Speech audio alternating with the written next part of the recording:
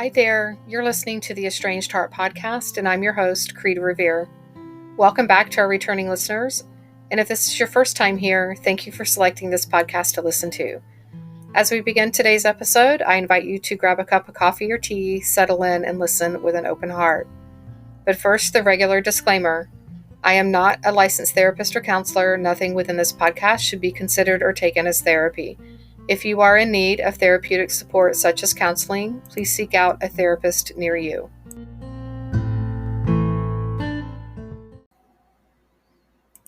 Hi there, welcome back to another episode. Today's episode is a pre-recorded story sharing from an estranged adult daughter who at the time of the recording had just turned 40 years of age, and she is the oldest of three daughters. I know that this is a particularly difficult time of year for estranged folks, and so estranged parents, this might not be the time during this month, a time that you want to listen. If you haven't the space and a emotional ability to do so, I welcome you to do that. I do think that there are wisdom nuggets in there that you can gain from listening to the episode, but please remember to take care of yourself first. Also, there have been several inquiries as of late if I am working with clients online and if I can accommodate time differences due to international time zones. The answer is yes. I see all of my coaching clients via Zoom, and I work with clients worldwide. So if you're interested in being supported in this way, please reach out. I can be reached at the email address of theestrangedheart@gmail.com. And as a reminder to please take care of yourself during this holiday season. Allow grace to exist for yourself. Take things easy and slow. And know that my heart is with each of you. I have 3 quotes for today. The first one is, "He who finds diamonds must grapple in mud and mire because diamonds are not found in polished stones. They are made." And that is by Henry B. Wilson. The second is, "It takes a lot of courage to release the familiar and seemingly secure, to embrace the new." There is more security in the adventurous and exciting, for in movement there is life, and in change there is power. And that is by Alan Cohen. And the third and final one, "Crisis is a catalyst like no other. Things don't change when everything is hunky-dory." And that is by Karen A. On to today's episode. I didn't make any big announcement because that just creates drama, and I don't need that. So, so that's where I'm currently at. My mom has texted me. I want to say a couple times since mid-January, and I've just chosen not to respond. Okay. So in those texts that mom has sent this year, and you've chosen not to respond, what can you give us a little context? Were those texts that were like, "Hey, checking in to see how you're doing," or, Uncle Joe had a heart attack, or like what? Kind of give us some context as to what those texts were about. In April, she said that both of my sisters and their families were going to be in town in June, and all the family was planning to get together and do some various activities, and it would be great if me and my husband could join them. And I just didn't respond. And then the last one was to wish me a happy birthday, which she seems to do that like every year, no matter if we've spoken or not. And I would say that I am always a little anxious about like the expectation of that one coming every year, because it just puts her and the situation back in the forefront of my mind. And I just like cringe, because I just don't want to have any context. So I don't even want to say, please, like, don't. And I would say this year it wasn't that bad. I did my little cringe, and then I just kind of like forgot about it and moved on. And one year she actually didn't. So then I was like, oh, like you have more like anxiety leading up to it than when it actually happens. And then it did happen. But then the next day she was like, "Happy belated birthday." And I'm just like, oh my God. Okay.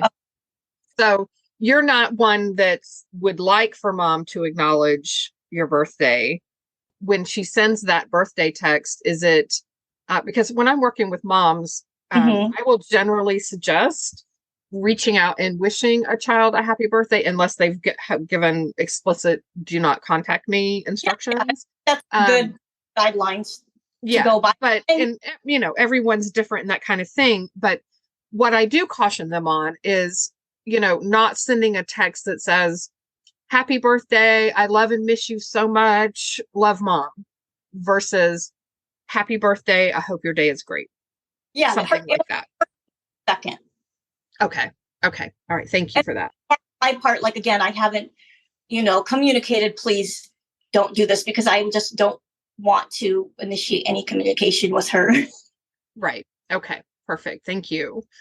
Okay, so there's been off and on contact, and then today, and with regards to your sisters, you have zero contact with them, or has it been kind of sporadic as well? Well, one of my sisters I've just never been particularly close to. Our personalities are just super different, so we just don't keep in contact. So it's with her, it's like not really a personal thing. The other one, I'm the oldest. I have a sister that's 2 years younger and one that's 9 years younger. The youngest and I used to be like really close. And then I want to say in 2015, some stuff happened, which I can elaborate on if you want me to. But anyways, stuff happened. And so since like 2015, like I feel like our relationship has just been kind of like shaky, and I just kind of like took a step back and like kind of let her do the leading as far as like what I wanted out of the relationship, and just kind of like responded to that. And then like I had like a negative interaction with her in October of last year, and I was, I just held back and didn't like react, and tried to just be like, hey, like, what's going on? Can you elaborate more? Like, give her a chance to like air any grievances. And I've done this several times throughout our relationship since 2015, when it kind of changed. And she's always like pretty vague. And like, I was just kind of like weird at this point that this happened at the end of last year. And when I think about our relationship since 2015, I feel like most of our interactions have been negative. Like, she just doesn't like me. And it's like, if you don't like me, you don't have to have a relationship with me. And so I unofficially decided to just like disconnect from her at that point. Like, like, I've been trying for years and I'm just tired and I don't want to do this anymore. And again, I didn't announce anything. Right. I just haven't been in contact with her. Okay. Okay. And for just for context, do you mind giving us a age range where you're at in your life? Are you in your 30s, your 20s? Like, where do you fall in that? I just turned 40. Okay. All right. Thank you. Okay. So let's take it back to what was life like growing up in your household when you were a kid? Well, I consider myself a Zennial, like the in between Gen X and Millennials. So I relate very well to Gen X, as well as Millennials, I think. So probably like most people that age or your age, even, I got the belt from my dad as punishment growing up. So I just remember I was terrified of that. And I used to cry, and I used to make my younger sister go first because I was so terrified. Back then, my little sister hadn't been born. And then that stopped. But I would say that my parents, they just argued a lot, and they didn't care. Like, if we were in the house, and it's like, even if we're in our rooms and they're like out in the living room or whatever, you can hear it, you can feel it. So I just I just don't like arguing at all. I don't like people arguing in front of me. I don't like arguing in front of people. And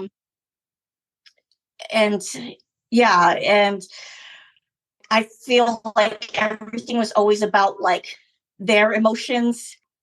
Like, I think I told you a little bit like how I related to your story where you were never validated. I mean, and I was always told that I was like too sensitive, growing up, not just by my family, but like other people as well.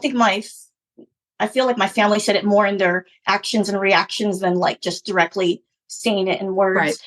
But like when I think back on it, like not only was it about like their emotions and they were like just very emotionally reactive people, I feel like the whole family dynamic like centers around my mom and her feelings in particular, and my dad, he will protect my mom and her feelings. So basically we're not allowed to hurt my mom. Okay. And I mean, I have a very good example of that. If you want me to mention it, or yeah. When I was 16, I was kind of in some argument or discussion with my dad, and something made me suspicious. Where I was like, "Did you have an affair on mom?" And so I'm thinking that I'm thinking like he had an affair, and so I'm like confronting him about it, and then he says something like, "If you want to know about that, you can ask your mother." So I'm just like, oh, so it's like my mom had an affair, and then I immediately was like, I'm like 16, Right. so I'm, well, if you want to get a divorce, I understand, like I'll support you, blah blah blah. And of course, I felt betrayed, like she cheated on our family, not just husband, but like the family. And of course I wanted to confront her about it, but my dad like threatened me, like, you can talk to her, but you better not hurt her. Like she did something so hurtful to our family, but I can't confront her in a way that would be hurtful to her. So I had this very awkward conversation with her, which now I'm just like, what was even the point of having that conversation at all? Because I couldn't really say how I felt or be like emotional. And I just kind of like asked, what were the facts, like with who, how long, blah, blah, blah. But I couldn't express how I felt because, God forbid, my hurt feelings would then again, like hurt her. She would be hurt by me being like, it's just this whole dynamic. But yeah, like my dad has always been like very protective of like my mom's feelings. So that's our family dynamic that I grew up with. And I'm sure it's still like that. I would say they've, like a lot of people, they've probably mellowed out with age, but are still like, the same core people. In your growing up years, were there, I'm assuming there was probably not, conversations around your feelings where was it more like don't upset everything, everybody's, stop making a scene, what we can't make this all about you, what were the messages that you were receiving from your parents about your feelings and what you were experiencing? I felt like I can't confide in them, and because my dad was a very angry person, he expressed his anger a lot. I remember having like this light bulb moment one day where I was a teenager, I was emotional, I was distraught over something, and out to him for some emotional support, and he just left me there crying, like brushed me off and like left me there crying, and that just made me even more upset. And I just remember like being so angry and so upset and having kind of this light bulb moment at that point, like, you know what, I can just be angry, I'll just be angry, and that's how I'm gonna like deal with things. And I was your typical angry, emotional teenager, and I think that moment was like a turning point where I'm just like, screw them, and I'm just gonna be angry and like push away, and I'm not gonna come to them for anything because obviously I can't rely on them. Right. Okay. You mentioned in your letter to me that you felt like you were the black sheep of the family. Is that something that you felt like pretty much your entire childhood, or was that more once you became an adult? Kind of give me some feel around that. I would say probably most of my life, because I would say like I'm the outspoken one. Like I would just call my parents out on their behavior. like, hey, this isn't fair. Like, you're making me angry. That makes me upset. I don't like this. I don't like that. Things like that. And I would just get, shut down or like disregarded. I would say most of the time they're just like very like dismissive. Right. Yeah. And I hear that often. I mean, that goes in with the not being validated, not, my therapist describes it as traumatic invalidation, when it's just this constant dismissiveness of your experience as a child, your world as a child, regardless of, whether it's emotions or, some particular experience or things that have happened to you. So, I completely understand that. Even today at my age and the relationship that I have with my children and my parents now, right, having formerly been estranged from my mom, still feel like I'm the black sheep of the family. So I can absolutely relate to you there. Take me to, so we've kind of moved through childhood. When your baby sister, so the one who's 9 years younger than you, when she came along, what was kind of like the family dynamics around that? Were you because there was such a, age gap between the two of you, were you a quasi fill-in parent for her, do you feel at all? I know sometimes kids can feel that way, so I just wanted to check in with you around that. I mean, I don't really remember. Oh no, I mean, I definitely didn't have to like step in and help. Like, she was definitely the baby and she was babied, Okay. I did not do any like parenting of my siblings. I felt like we had a normal sibling relationship. And then as I got older, I became like, or tried to be more of like a friend and an equal to her. And yeah, we would like hang out and do stuff all the time. And because I remember like, like they're your siblings, you get annoyed with them and stuff like that. And I just remember my other sister used to just get so annoyed with her, like bothering her. And I'm sure it was the age difference. And in that moment, I remember seeing her like kind of dismissing my little sister and being mean. And for some reason I reflected on that. And, I'm just like, I've treated her like that. And that looks really mean. She just wants to be like involved with us. So I kind of like stopped being this older, annoyed sister. And then I kind of started befriending her. Okay. Very good. Very good. Where another thing that can come into play with siblings and parents is a playing of favorites. Was, as far as the parents were concerned, favoriting one child over another. Was that something that played out in your family at all? Yeah, definitely. I would say that my other two sisters are both the favorites. They have financially supported them like very substantially. They've let my sister that's 2 years younger like move back in and out of their house like multiple times. And whenever I have like reached out, which is not often at all, it's very rare that I reach out, but whenever I need help and I'm just like, oh, hey, like, could you help me with this or whatever, the reason, I mean, they don't have to help me, of course. Reason isn't always just like, sorry, we can't, right now. It's always like, oh, we can't because of, one of your sisters, blah, blah, blah. Yeah. Another experience I had in life, with that. And yeah, that's almost, I don't know about you, but for me, it was worse than just being told no. Yeah. It was like, you aren't important, but this sibling over here, this other child of mine, is ranked above you and is more important than you. Yeah. Yes. And there was like a significant event that was related to that led to like the first estrangement, where I was just kind of like, okay, like, because we were looking to buy a condo, and we asked if we could live with my parents for a couple or a few months while we were like closing, so we wouldn't have to go month to month on our lease, because the cost of doing a month to month lease would have been like, a lot more than signing a yearly lease. And so So they agreed, or I mean, my mom agreed.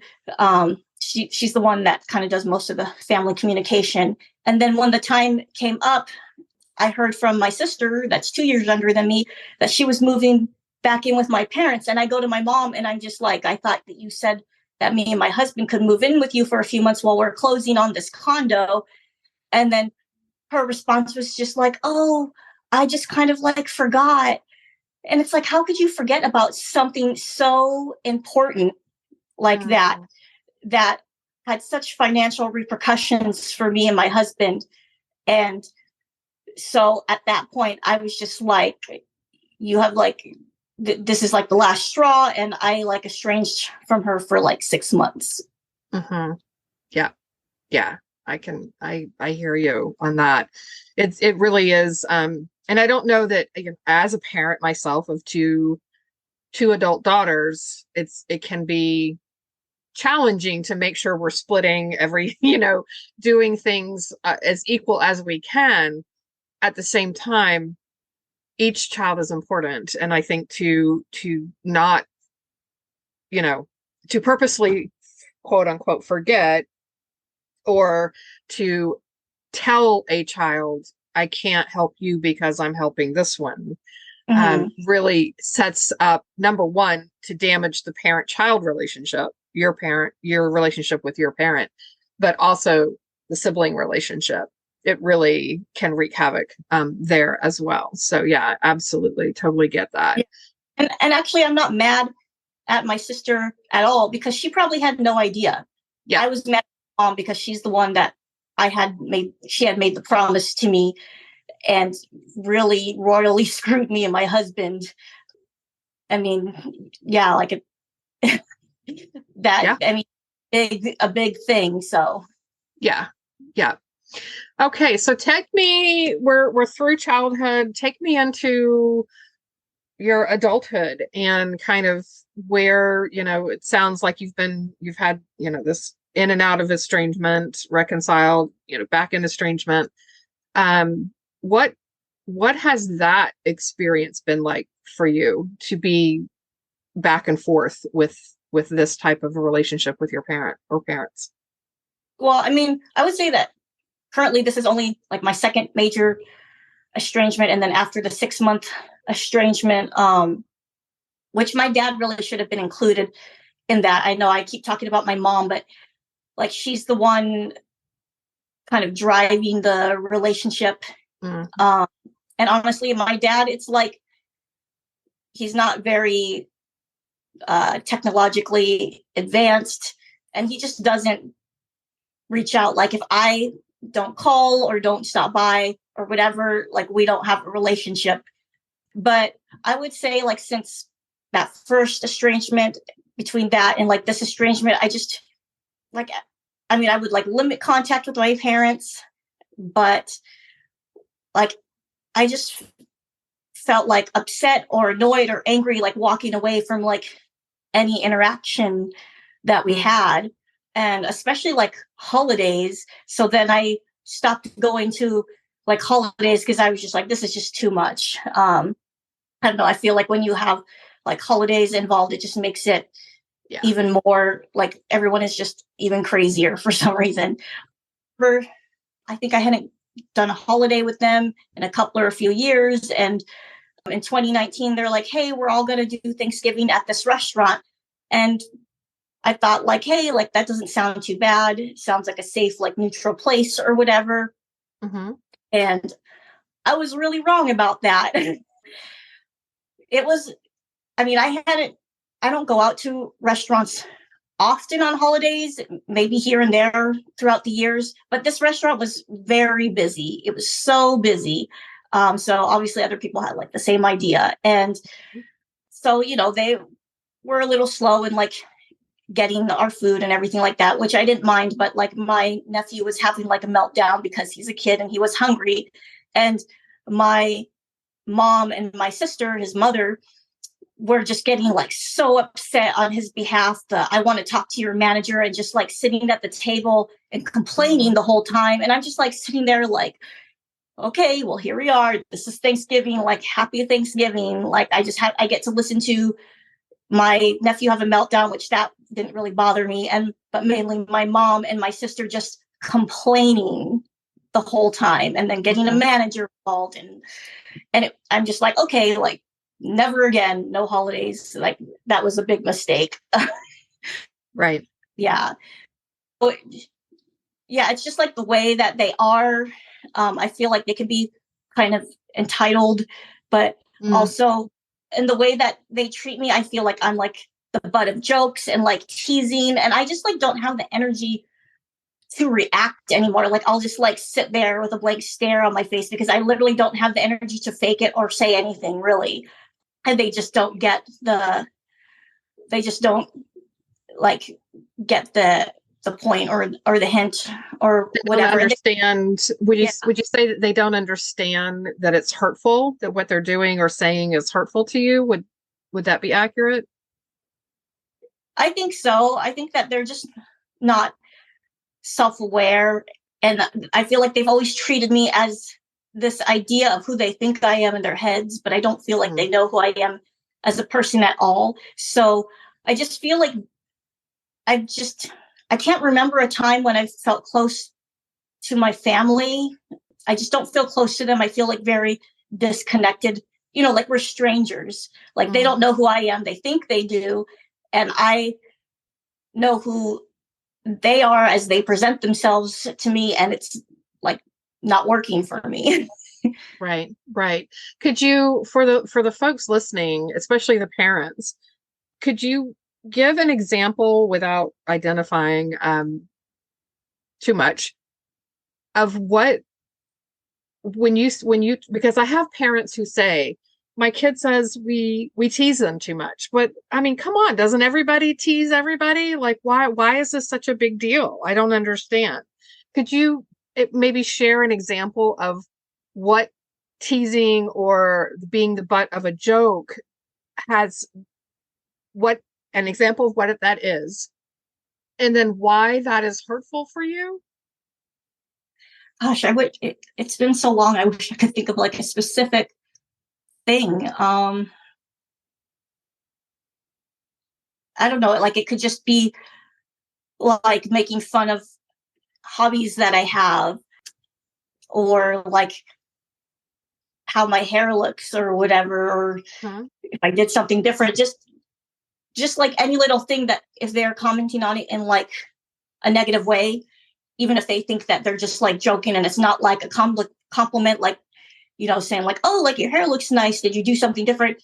But it's more like, what did you do to your hair? Like, but yeah, I'm sorry. I can't, it's been a while, so I can't come up with like anything specific, but, that's okay. I like subtle little like digs. Yeah. And I think after a while you just kind of disregard them, and it's not like you're trying to write them down or remember them. What I think is important for parents to understand is what you feel. And again, this kind of goes back to that whole platinum rule that I talk about, in that how does someone else want to be treated, right? When you may think that it's lighthearted because you would take it as no big thing, but to someone else, it's really hurtful. And to have that happen, experience that from the mouths and hands of a parent is even, it just adds I think it adds multiple layers to the hurt feeling that we have. Like, why can't you give me a compliment instead of saying, and it's not necessarily always the words that I said, it's the tone in which it's delivered, right? A lot of the, my goodness, what exactly did you do to your hair? Was that look on their face and the tone in the voice that says, I'm questioning this, I don't approve of it, I don't like it, etc. And then we internalize that as children do of any age, when it's delivered by a parent.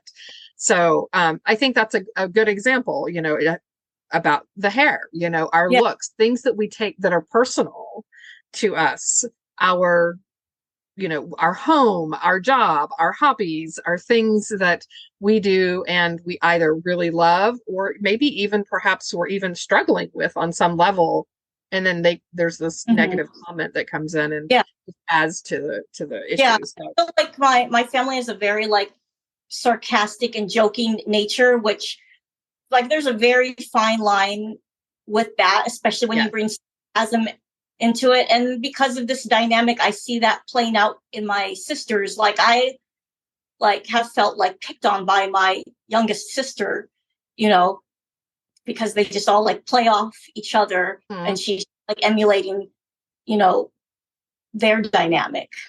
Right, exactly.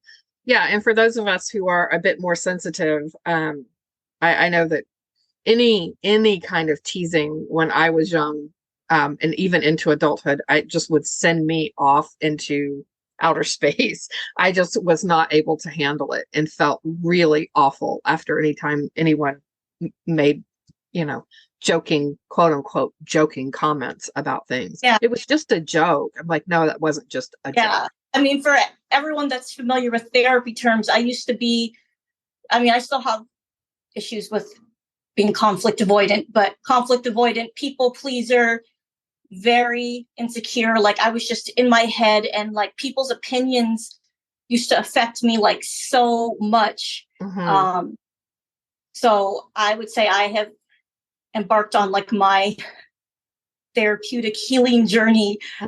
I mean, it's been a journey for the past 10 years. I would say I started in like 2013. Okay. So that leads me to one of the questions that I had for you today is, what have you employed to help you to get through these times with your parents, these estrangements, periods of estrangement? What have you gone to therapy? Have you, and if you have, because as you may or may not be aware, a lot of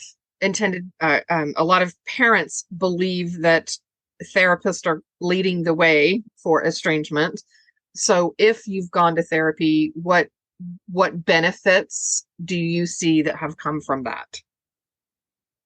I mean, I feel like it provides me an outlet. And I think you've probably mentioned it on your podcast before, like not every person can be everything for you. I can't talk about everything with my husband or my best friend. I mean, I can, but I won't necessarily get this feeling of they completely understand me, even if they're trying to be supportive and understanding. You know, you could feel that disconnect, that maybe like they just don't completely get it.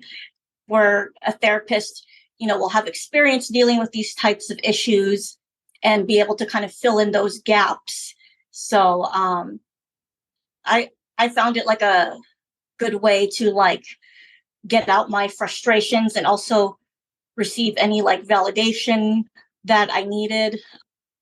I've had a good therapist for the past 4 years, and as you and I'm sure a lot of people know, like it is hard to find a good therapist. I would say I've been in and out of therapy since before 2013, since like my late teens, like 19, 20, just in and out. And I would never see anyone for very long because like I felt that even the therapists were dismissive and invalidating. And I've had very bad experiences. And I finally found a good one. And I actually met her on like an online platform. And then she left that platform and she has her own practice and also joined another platform. And I just followed her. I like canceled my membership with that platform and was like, just tell me where you're at or how I can have access to you. Yes, when you find a good therapist, you hang on to them at all costs, just about. So yeah, absolutely. But so it's so helpful now that like we only talk on like a once a month basis or less, and I feel like secure enough that if for some reason, like say she moved out of state and I couldn't have this therapist anymore, like I feel like I would be okay now. But very good. Before, like when she was like first leaving that platform, it was a little devastating for me. Like I thought I was gonna leave her, but now like I feel like I've grown. We're like, we had a great therapeutic relationship. She has to move on, and I can too. Yes, and a good therapist will tell you that their main job is to work themselves out of a job, right? Is for you to get to a place where you are not dependent upon their services and being with them, that you're able to do and process these things on your own. So, so yeah, absolutely. For the parents who, because I picked up on something that I want to kind of go back to, and I think that parents can not understand this piece of validation versus telling you all the things you want to hear. Right. So I hear from parents, well, this therapist they're just telling them all the things they want to hear. And so they're not, in other words, the therapist is not coming in and saying, well, have you considered it from your mother's point of view? Have you thought about what it would be like, for them to experience this kind of thing? Help us to understand what validation means to you. What has having your therapist validate your experience and feelings done for you? I mean, it makes you feel like seen and heard. I mean, I feel like we all, just want to be understood, but like no one can like be inside your brain and know exactly how you're feeling. And sometimes it's hard to explain to people, even. Like, I like to think of my brain as like, I mean, I don't know if you've seen this, one of those memes going around the internet where it's like a picture of a brain and just a bunch of entangled like scribbles. Yes. And like, how do I get this, out of here and out into the world, express that in a way that people will understand. And, people just express themselves differently, the way that they say things.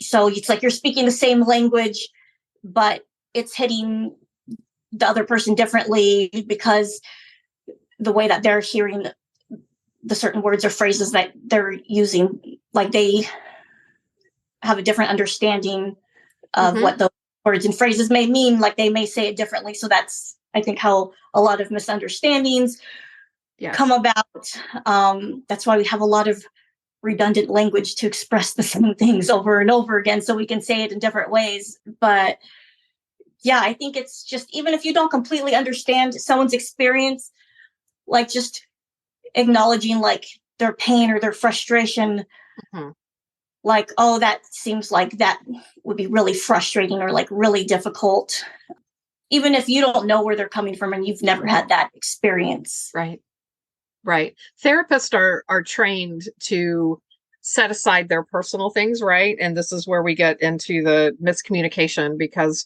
when we're dealing with a parent and child relationship, we have a history with one another. We don't have that history with a therapist, right? A therapist also has specific training on setting aside their own personal things so that they're not triggered and they can focus on you and your experience, the things that you're saying and that story that you are sharing with them. And they can validate that without without it being colored by their own perspective on things. Right. Where when we have this history with our parents, it can be really challenging if you haven't done the work on yourself to be able to stand back and say, and understand, oh, this is her experience and not mine. But it doesn't mean that her experience is invalid because it wasn't mine. Right. That type of thing. And that, I think, is what I'm hearing from children all the time, is my parents keep telling me that how I'm feeling is wrong, that I should, that's not what happened, et cetera, when it really is the feeling that you had from that experience and how that left you feeling. Would that be accurate? I love the saying, like, you'll remember how people made you feel, not what they did. I'm not sure exactly if those are that quote, but you remember how people made you feel. And of course, children or adults are going to experience the same experience differently because you're in completely different roles.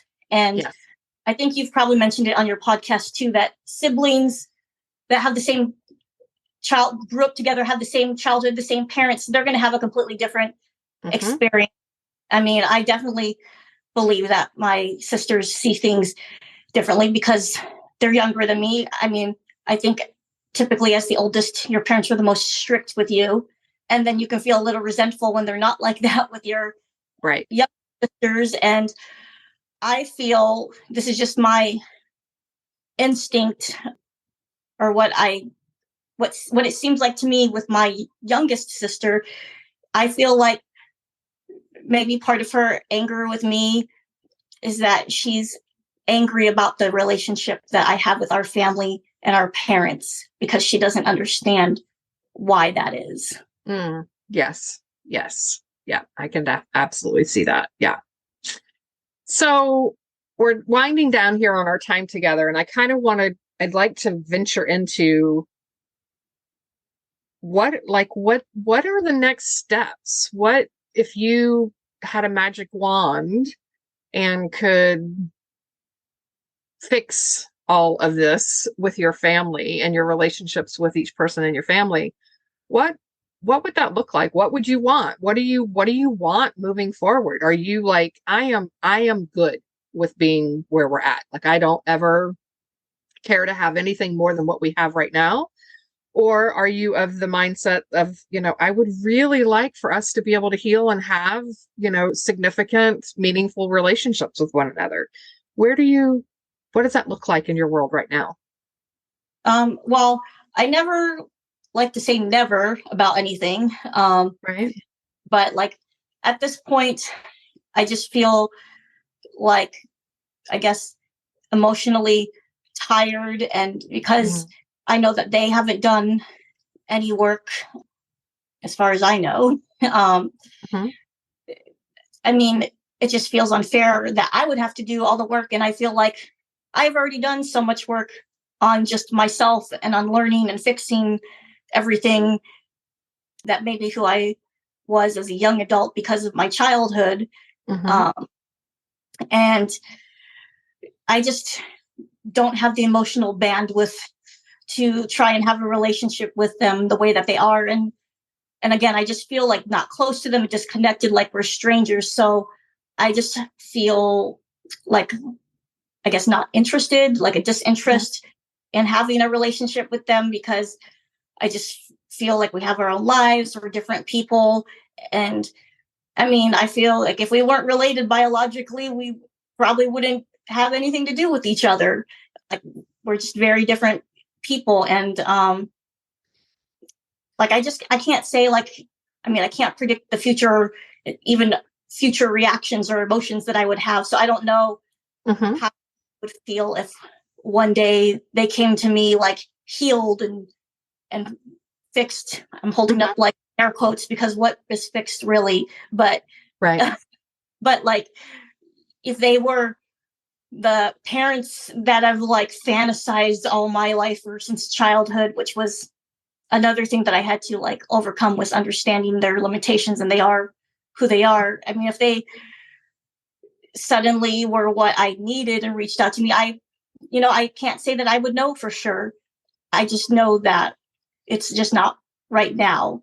I feel like, I mean, it's sad to say that I feel like the pandemic helped the estrangement along. It helped me see that this is what I needed. This is what I needed at that time. And this time is to just have that space. And I feel like I can finally like breathe, and I'm not like on eggshells, like tiptoeing around like communications with my mom and meetups and things like that. So right now I just need my personal space, and we don't know what the future will hold. Yes. I like that you acknowledge that we don't know what the future holds, right? And I tell that to parents and children alike. We don't, tomorrow you could wake up and have a completely different thing, or 20 years could pass and you could feel the way that you do today. We don't ever know. And keeping that, maybe, but in the meantime, I'm going to get on with my life and continue on doing the things that, are important to me, etc. If you had, let me ask you this, if you had parents who, quote unquote, had done some work and were interested in trying to heal the relationship with you, what would you be open to? How would you want them to let you know? What would you be okay with maybe entertaining that, depending on how it, that information was given to you? Basically, because I have, what I'm trying to get at is I have parents who are doing the work. Like I am working with them and I have seen changes. Like they are doing the work. They're not perfect. They haven't got it mastered by any stretch of the imagination, but they are actively working on it and can see, quote unquote, the error of their ways, right? And the things that were not working for their children as they were growing up and they were being parented. But yet their children have said, I don't want contact. Don't contact me. And so the parent is like, but I'm doing things to help fix this, right? To help right the wrongs that I have done. How can I help my child to know that, right? So if that were one of your parents, what would be your advice as far as how they should reach out to you, if they should at all? Like, what would that look like for you? I feel like for me, maybe like a letter in the mail, where it's evident from their writing and what they're saying that they've done some work.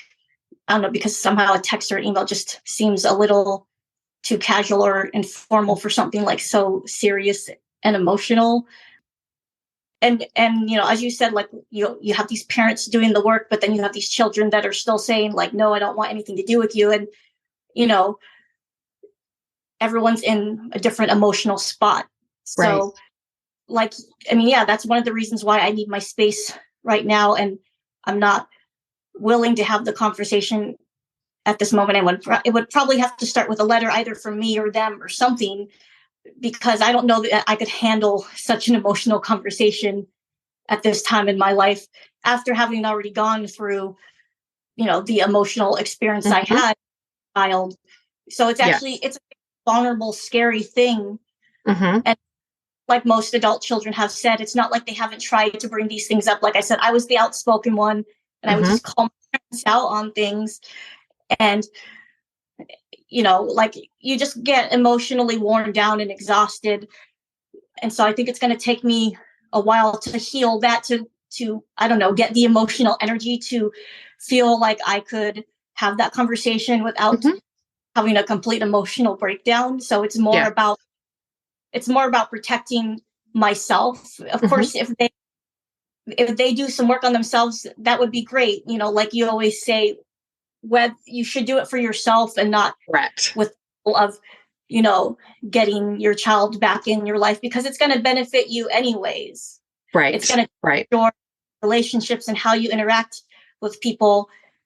And like, honestly, it'll make your life a lot easier because again, I said I was like a very insecure person and a people pleaser. So I was just letting people run over my boundaries and constantly feeling like I was in a state of distress because I wasn't making people happy and because I was so afraid of what people thought of me. And that's just a very stressful emotional state to be in 24/7. So it'll make you healthier and happier, even if you don't get that relationship back with your adult child, or it's not going to fix it overnight, whether, you could get there at some point or not, but either way, it's just going to benefit you as a person. Yes.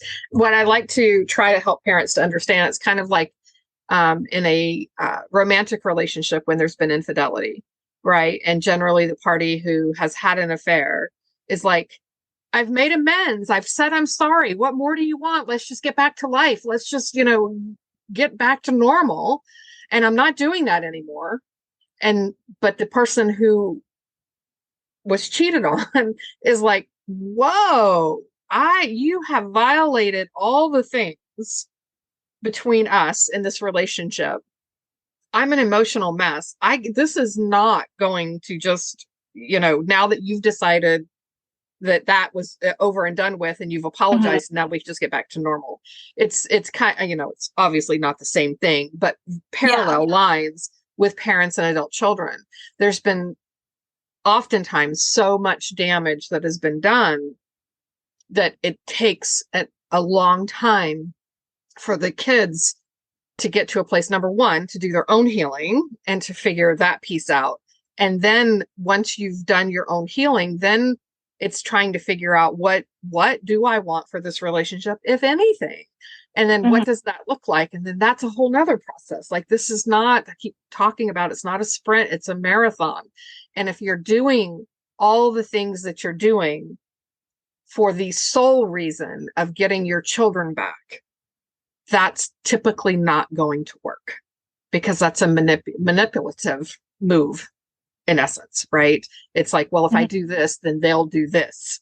And that's trying to manipulate the situation, versus working on yourself, understanding things, having a greater understanding of what it was like to be parented by you, and then leaving your child to be able to do what they need to do to heal and get back the emotional, fill the emotional tank back up after it's been emptied, after years of, as you said, being on alert and stressed out and all the things, trying to get people to understand and see you and hear you and all the things. And then finally your tank is empty and you're just like, I can't do another thing.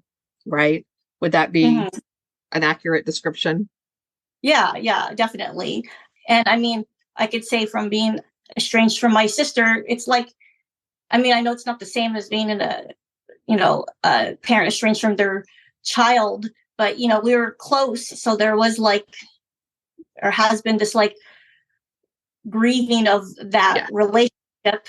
And obviously she's gone through a lot of life experiences and become an adult in her own way. And so I feel kind of I don't even know her as a person anymore, because she's had her own experiences and living her own life. So it's taken me a while where I'm like, okay, I accept that she is this person, but I also feel that we're strangers and I don't understand her. And also it's just not emotionally safe for me to have a relationship with her, because she obviously harbors some sort of anger towards me that she won't really be specific about. Yeah. Well, thank you so much for meeting with me today. I am super, super grateful for your willingness to come on and share your story. I really think that the parents get a lot out of it when the adult children can come in and help them to understand a little bit more about what might be going on for their child, right? Every situation is different, but it's insightful to hear it out of the mouth of an adult child and what their experience has been. So I want to thank you for being open and vulnerable enough to come on and share your story with us and helping us to have a little bit of an insight as to your story and what your experience has been like, and why you are where you are today with the relationship with your parents. So thank you so much. Yeah, thank you for having me. I love your podcast. And I mean, I honestly feel for all the estranged parents and adult children out there, just hearing their stories. It's a lot easier for me to empathize with people that are not my own family. Yes. I can only logically understand my own family dynamics, but I mean, it's just an emotionally difficult journey. So I wish everyone the best in their relationships. And thanks again for having me on the podcast.